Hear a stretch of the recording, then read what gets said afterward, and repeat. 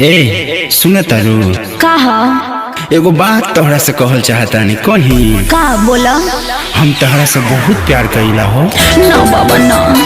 अरमान भेजा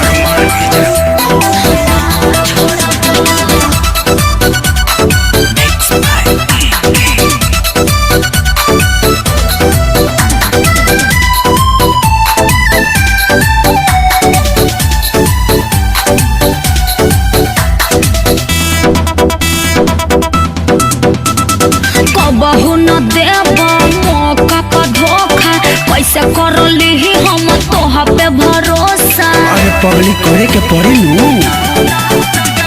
कबहू न देब मौका का धोखा, कैसे कर ली हम तोहा पे भरोसा।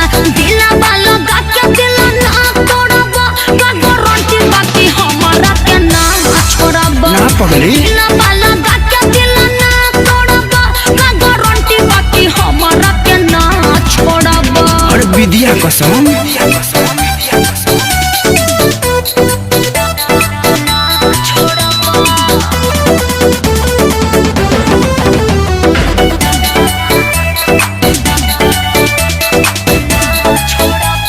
संगीत स्टूडियो।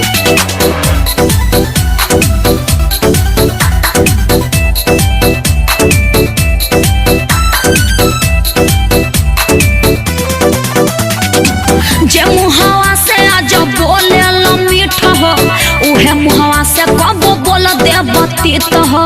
हम खूब जानतनी लइकन के चाल के। ओहो डर लगेला देखी दुनिया के रीत हो, काबे करे जा लगावे से प्रीत हो। जिंदगी में जहर मरा ना घोरबा, का गारंटी बाकी हमारा के ना छोड़बा। दिलवा लगा के दिल ना तोड़बा, का गारंटी बाकी हमारा के ना छोड़बा। अरे 118% गारंटी बा, वो भी GST के साथ।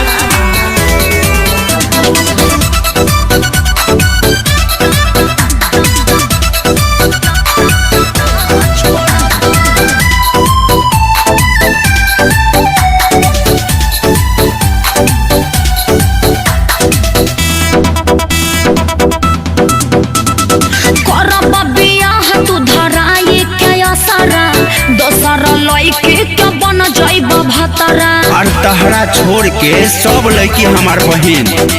आजकल के लइकन के बुझे निमंतरा, एही से ये सब भड़ के नियंतरा।